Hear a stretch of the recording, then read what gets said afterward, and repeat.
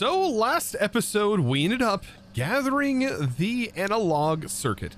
So this allows us to jump ahead into the next state of this mod, allowing us to get away from Steam. Well, not exactly, but getting away from the aspect of Steam, right? We'll have a set area where Steam then gets produced, and then electricity gets generated from our Steam. Right, so nothing really changes. That's how I honestly feel, because instead of routing these pipes around, we end up routing, well, not these pipes, electric pipes that pump electricity. Yeah, you get the picture. But anyways, at the moment, I'm currently working on producing Invar. So to kind of get Invar up and running, you have to go through a sort of manual process. So you take a, basically you need to chop down some Invar, or sorry, some nickel inside of a macerator, and then your iron can actually be produced in your forge. That then needs to be tossed into a mixer, some iron and nickel, yeah, just like this. That produces Invar, and then you need to smelt that Invar. And then we need to compress the Invar. So once we have this first initial set of iron, or the Invar plates, we should be ready to make the steel alloy smelter. And the steel alloy smelter is going to make this process so much easier, and future processes way easier, because we can just use the ingots that we have, and we should have plenty of ingots. Like, we are maxed out on ingots, especially from modern. We have literally everything we could ever want from this mod. So now that I have the steel alloy smelters ready to go, there's really at the moment only two things that I'm really going to want to get set up from this mod. And that is going to be Invar. Of course, we're going to need Invar to be able to make more of these and many of the other Invar components, but also battery alloy. This is a big part in making batteries, which we're going to need moving forward. And I believe it's, yeah, used in the basic machine holes. So every single machine that is a powered machine in LV tier is going to require this hole in order to even make it. Now, after a little bit of work, yeah, I've basically got all of this set up that we are going to need, and it's just really repetitive. It's the same process is really happening over and over again, but this time we have Invar, and we skip a step here because there's actually not a rolled version of the plate. And then we have the screws and the rods. That's the main things we need for everything. Now for tin, I am actually producing tin wire. We're going to need quite a bit of that, so that is running. And then now the alloy smelters are simply being provided with an export bus. And I like to set these, by the way, to export using round robin mode, even though I don't think it really matters. These are so slow at this current tier. It would almost be better to have like the alloyer simply running on top of each machine. That would probably make this a lot quicker and really guarantee the material, because right now it's just having a hard time keeping up. But one thing to note, it does seem like these pipes do round robin, like have an innate round robin, which is very, very nice. Because I'll notice this machine works, and then once it receives more material, this machine will start working, which is pretty nice, making sure it kind of balances these out. You can see it happening right there. So what's the next step? Well, the next step is to start producing steam and actual power. So we're going to be taking a new set of steam and turning it into power, but all of this requires all of this stuff that I just set up. So in case you were wondering, we need these casings, right? And this requires the alloy, so the battery alloy. We got that automated. That's on the check mark. We also needed tin cables. Tin cables, we have the wiring for it. Check mark. That is now done as well. We also need the stuff for the motors. Thankfully, we have a crafting recipe that you can make early on to make the magnetic steel rods, so you don't need the polarizer just yet. But the polarizer will be a way to have that like fully automated. I don't know. We have infinite redstones, so I honestly feel like skipping that step, since crafting this is basically effortless for us as well. But it is a thing to kind of keep in mind, that it can be automated with the polarizer, and we're going to need to make a polarizer anyways, because it is recommended to be made in the quest book, as you can see here. But we're going to be moving towards the EBF. So this is like the major, in my opinion, like a major step in this mod and also in GregTech. Like once you get the EBF up, it's like, oh, that's the new cool thing that you have to work with. So now what I've done is I've gone ahead and also gotten a new material set up as well, which I almost forgot about, which is the cupronickel. So cupronickel is going to be pretty important moving on into the EBF stage from what it looks like. And once you have it produced, which I have it being produced right here, and I also doubled up the other alloys as well, we just need to send it through the wire mill. And so we need to start producing a bunch of these, right?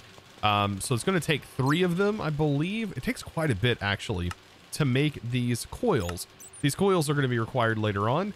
And it does look like these are also the MV tier cables, but they are used to make the cupronickel. Now, if this works, which I don't think it does matter, I think this the EBF kind of works with low voltage, but I think it runs like slower or something like this in this particular mod. But I do remember when I was setting up an EBF, for example, in GregTech, it was a little bit different. You had to actually hook up 2 low voltage cables essentially to it in order for it to act like medium voltage. I don't think that's how it works here. I think it's a little bit simpler. It does say right here, talks a little bit about power and stuff like that, which we haven't even set up power for it, but this is going to be one of the first things we do set up power for. I think at this point now, though, I do have nearly everything automated. There's the MVAR needed, like you said, for the heat-proof casings for the EBF, and then we have the cupronickel, which was required here with all of the rubber sheets, and then last but not least, just the EBF, which requires this. Oh, here's where we will need the polarizer. So this does not have any other recipe. So yes, we will need it specifically for this case. So I just crafted up my first LV steam turbine. Now I should be able to generate my first like a little bit of power out of this. And my assumption is the back part here generates the power, right? Potentially. I actually don't know what face. Maybe any face can accept it. Let me go ahead and break this real quick. I think the back, though, is what actually has to accept the steam. Let's go ahead and try this out. So let's take some steam from here. And there we go. Okay, so that inserts into here. Ah, and there we go. So we are generating power now. And I think any of the outsides can work. So let's grab some tin cable. And we're going to need this. And the tin cable should accept the front. Oh, actually, it doesn't look like it accepts here. Maybe it has to be clicked. Oh, no. Okay. Is there an output on the bottom? Oh, interesting. Does it receive it from this side? Huh. Okay, so we apparently have to set the extraction side. Ah, like that? On the wrench. Okay, so this can accept the fluid from any side. Ah, okay. And so now, perfect. Now we can fill it up. Interesting. So that is not an input port. That's the output port. Very useful to know. So it's kind of like trial and error for me figuring these machines out. But that's good to know. That's good to know that we can select it by shift right clicking and kind of changing the port and filling it with steam from any side. So now that I know that, I need to set up something different, right? We need to set up a polarizer, which means I'm going to be making the same machine stack right here. However, right after this wire mill, I'm going to be setting up a polarizer. Now, unfortunately, in this stack, I've had to come up with some clever, like, pipe routing because, unfortunately, only 3 fit in a stack, apparently. So, yes, only 3 different types of pipes, and in this case, we have 2 fluid and 1 item. But these will work. So, let's go ahead and place in our turbine right here. And the way that I want to output this is by placing it right here. I think this will work. And then sending the steam into the top. Right? Oh, that's the wrong fluid. Yeah, it won't accept that. There we go. Let's actually grab the right one. There we go. Now we have steam going in here. And then I'll use my cable to connect there once we set the output. Like that. And then we'll run that into this machine. Now we can actually connect in our different cables because we don't have to worry about steam in this case. Only thing that needs steam are these machines for right now. So we can get those linked up. And then the only thing that needs an item is technically this top machine up here, which is going to get the same thing that's here, which is the cupronickel. So we put that in, and then this whole machine stack should start working as soon as I configure everything to rotate down to the bottom. Now, my only concern is, can I have that output and still receive power? Okay, it can. Whew! That was my only major concern there. But with all of that set up, everything should be now sending down. That should be producing wire. And then this goes into the polarizer, which should produce the cupronickel magnetic wire. And then that will end up in our drawer to be added to our Applied Energistics system. So after all of that crafting, all of that automation and getting it up and running, we have now made the electronic blast furnace. Yes. Oh, there he is. Electric best friend. I was actually making jokes about that earlier. There we go. So we also need the cupronickel, and I do have that set up. So I already have the 16 cupronickel and then also the heat-proof casings. And those are all crafted and ready to go. And according to the quest, this is everything we need. Well, minus the steel hatches that we actually have to craft. And I still haven't auto-crafted those. I just got to get the auto-crafts ready and made. So we need an item input in, apparently. An item out. And I'm also assuming we need the power in as well. So now, what do I need this blast furnace for? The EBF. Well, I am going to need it for making aluminum. Now, the quest line shows you right here. It's gonna be all right. The aluminum here is pretty interesting. The way you produce it is by using the bauxite. Now, I've got a ton of bauxite. I've mined it with a digital miner in the mining dimension.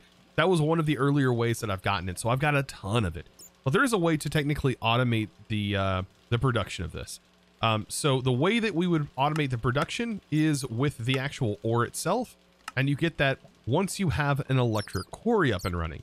Because then you can just constantly send the electric quarry these steel drills. These will end up running. Every operation apparently has like a 4% chance to consume the drills. But it will produce bauxite ore. And the bauxite ore can then be processed and so on and so forth. So you can constantly produce these. I don't know if we're going to need to as of right now, but maybe that'll be something we do in the future. Plus, it's also the electric version of it. So we would have to get that set up and have it running with the electric. But I have a ton of this. Now, this is definitely not the optimal way to do it. It's however we have, it's how we're going to have to do it, though, to get started. Now, the optimal way is once we have a bit of aluminum, much like we did for our Invar, we have to do it the slow way first, and then we get ourselves this machine, the electrolyzer. The electrolyzer requires the next tier components.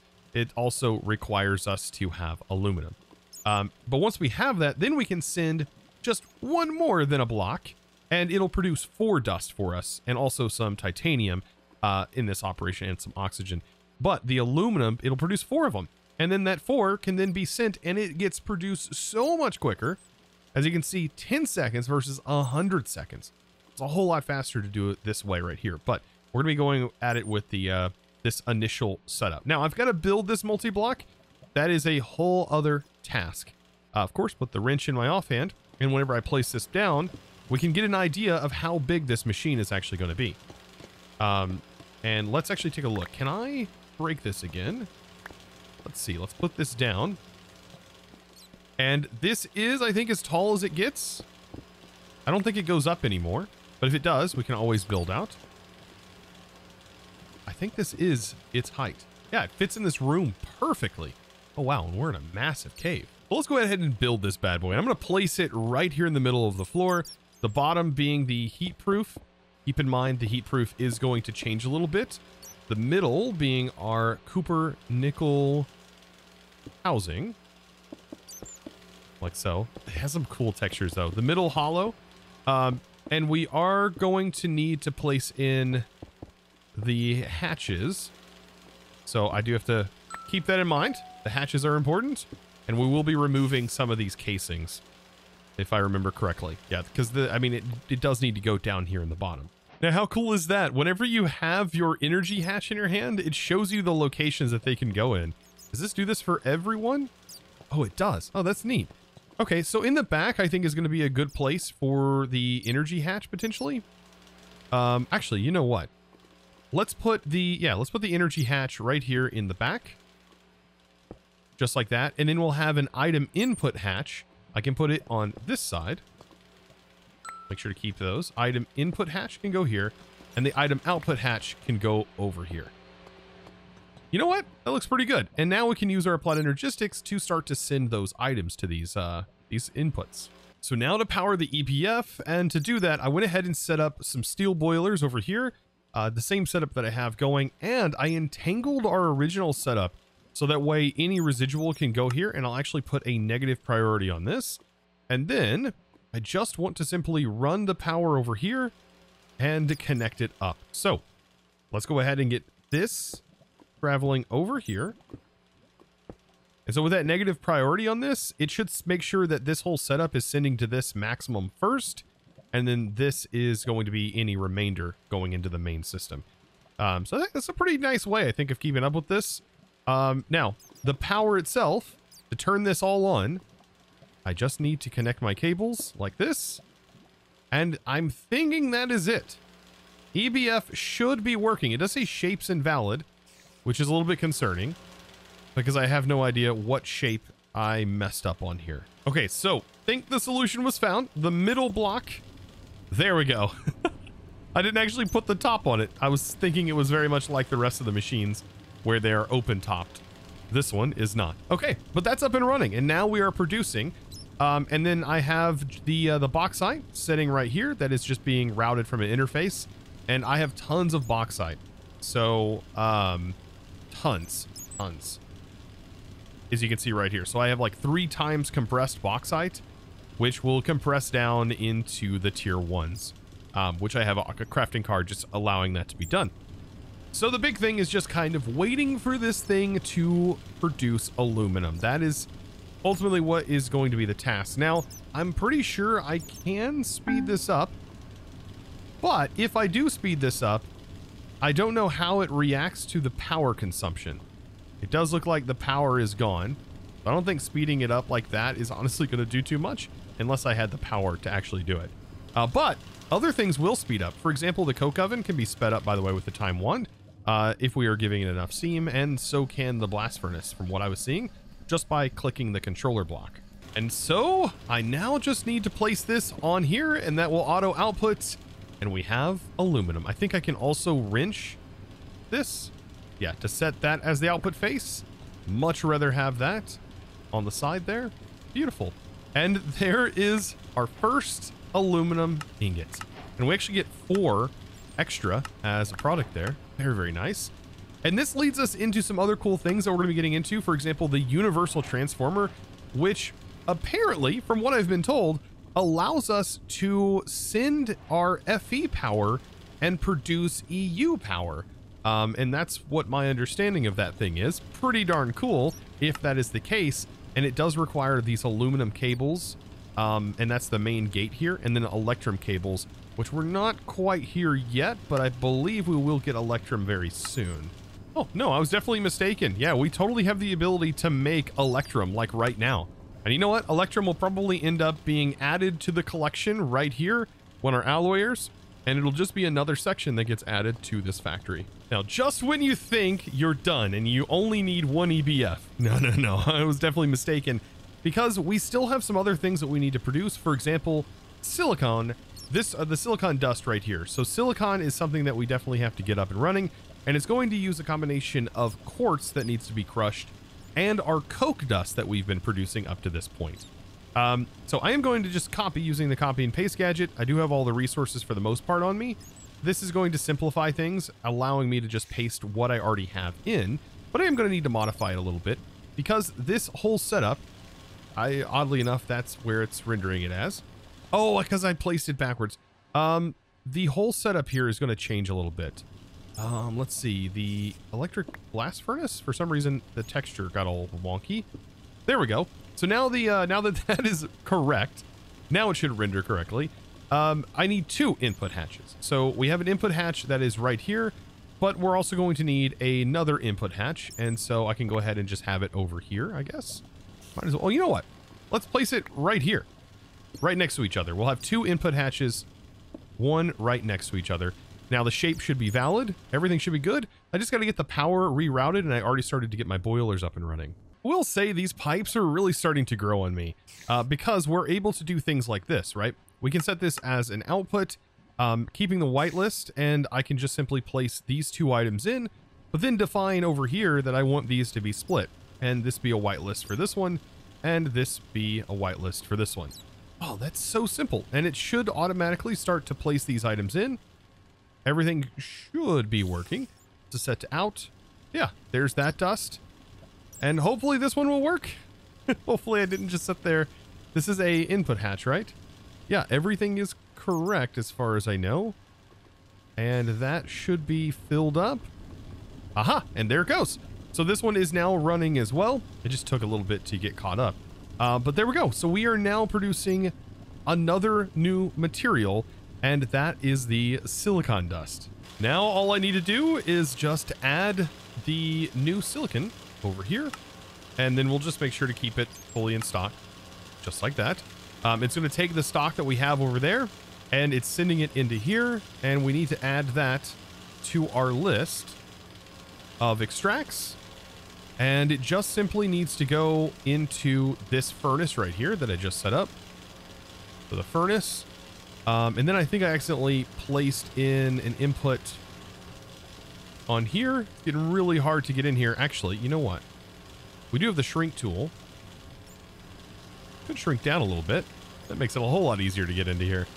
Yes, this one right here. I definitely did that wrong. Perfect. And everything should work. So this should be turning it into the ingot. The ingot then gets compressed and then gets turned into a sheet, which is what we need. And the sheet is then going to be used later on. But for right now, I think we have almost every component to technically make the next tier item. Or I guess I should say the next tier circuit board, right? Because this is the electronic circuit. And the main thing that is needed in this craft is the transistors, which are made in assemblers to make this a little bit easier on us. Because otherwise the crafts, you know what, actually, no, we can make them in the craft. We just need the silicon plate, steel, and the electrum wire, which we already have. I think we have literally everything now. Yeah, we should be able to craft this. I just need to convert the aluminum into plates, do a little processing on them. But outside of that, we can actually make an electronic circuit, believe it or not. Now, hear me out. So I was mentioning before that we can handcraft these. Now, some of these recipes, we're going to lose resources if we do it that way. So that's where the assembler comes into play. And the assembler just requires some power, and I have power running through the back. What I wanted to test was whether or not I can auto extract and have a pattern provider send into it. Now, I know that down the road, this is definitely not the way to go. But for right now, this might be the way to go. And I can have multiple patterns in here to send to the assembler, and it can do one operation at a time. And it'll save me resources. So, for example, the transistors. I have a transistor recipe in here that will produce those. Let's go ahead and make a new transistor recipe, or a diode recipe here. We'll use this one right here. And it is, I think, better to do it this way. Notice this only gives me one diode for this amount of resources. This actually gives me 2 diodes for way fewer ingredients, right? So less steel, and what would end up being 2 silicon plates to make 2 diodes here is just 1. So it's way fewer ingredients. So I can go ahead and build this recipe and go ahead and put that in there, just like so. And this machine is just sent to automatically export to the top whenever it has finished the operation. So let's go ahead and try this out. So this is a diode, and we'll go ahead and request 1. It automatically sends the ingredients in the exact quantities in here. And then whenever it's done, it sends it back into the pattern provider. So that is going to be a fantastic, simple, early way of actually automating all of that. Oh, this is getting good. Now, the only real thing I was missing was taking, for example, the ingots that form here for the aluminum and having them automatically converted into aluminum plates. Now I think I can literally produce just about everything, and this will be a full on-request system as of right now. Will be changed in the future, but will still allow us to make our first circuit boards and not have to do it really by hand. So I think I'm almost there. I also went ahead and placed in a cutting machine. So this is going to be producing the rods from the aluminum, because ultimately our goal is to produce more aluminum. And the only way we're going to do that is with an electrolyzer. And this requires aluminum rods. So it also requires our circuit and is also, I believe, an NV machine. No, this is still a basic hull. So it's still an LV. It's just a more advanced version. But we can see right here, it's going to require a bit more aluminum. We're also going to need some aluminum bolts. So basically the exact same process we've been doing for everything else over here, we are also going to be doing for aluminum. And so most likely I'm going to end up setting it up in the exact same way, but it's going to be in front of the EBF. But we're going to be able to produce way more aluminum for the amount of bauxite that we have as soon as I get that darn electrolyzer up and running. But I think at this point, we should go ahead and just get our electronic circuit auto-crafted, right? So circuit, here we go. We can actually make our first circuit. You can see all of the materials that are going to be required to make this. And we hit start, and so it begins. It's going to produce the exact amount of diodes that we need and all of that fun stuff. This should be good, right? This should work out just fine. I think we can use the time wand on here too, potentially. It looks like the power would be keeping up. There it goes. Actually, I don't know. Are we stuck in a process? It's supposed to send the electronic circuit boards in here too, unless it's waiting for something to be produced, in which it definitely shouldn't. Now, for some odd reason, it seemed like this wasn't working, so I'm going to rebuild this pattern and enable substitutions, and maybe that will allow this to function, but it definitely was not. So let me go ahead and request the circuit. We'll start, and it's stuck there. Yeah, it definitely does not like whatever this recipe is right here, the conversions between the two. And my chat told me that, yeah, this is the wrong recipe. I need to be using this recipe right here and not the one that I was currently using. Okay, so that was a crafting recipe, not a processing, and that's why it was getting caught. There we go. So now it's sent all of the ingredients in. I'm just a goofball. And there we go. I don't know why it shows a diode. I think it changes. Yeah, after the rest. Oh, wow. No, it just sends everything in. Actually, I should probably have this set to locking mode. Definitely in lock crafting mode for sure. Like, I feel like that's a good idea. Lock crafting never, and then it should be set to, yeah, that one. But there it goes anyways. It didn't seem like it cared too much. But perfect. There's our electronic circuit, and we actually get two of them. The power of silicon, and there we go. So, today has been quite the adventure, I would say. That right there is a challenge all in itself. And you know what? We're going to go ahead and get a frame, just like our other room. And technically, we have completed all of this in one room. Well, kind of. It's a worthwhile endeavor. Like the last time we worked on this, we ended up getting that analog circuit. Very analog. Now we're on the electronic circuit. And my goodness, I couldn't do it without you guys. Of course, be sure to comment down below if I did anything wrong and you think there's a better way of doing it. I would love to hear from you in the comments below. And definitely be sure to click that subscribe button if you haven't already and give this video a huge thumbs up. And with that being said, it's now time to thank the amazing supporter of today's episode. And that huge thanks is going to go out to Anubis PT. Thank you so much, by the way, for your amazing support and choosing to support me over on the Discord by becoming a Discord premium member and supporting in one of the best ways possible. And guys, I look forward to seeing you, of course, in the next episode. And as always, thanks for watching. Bye!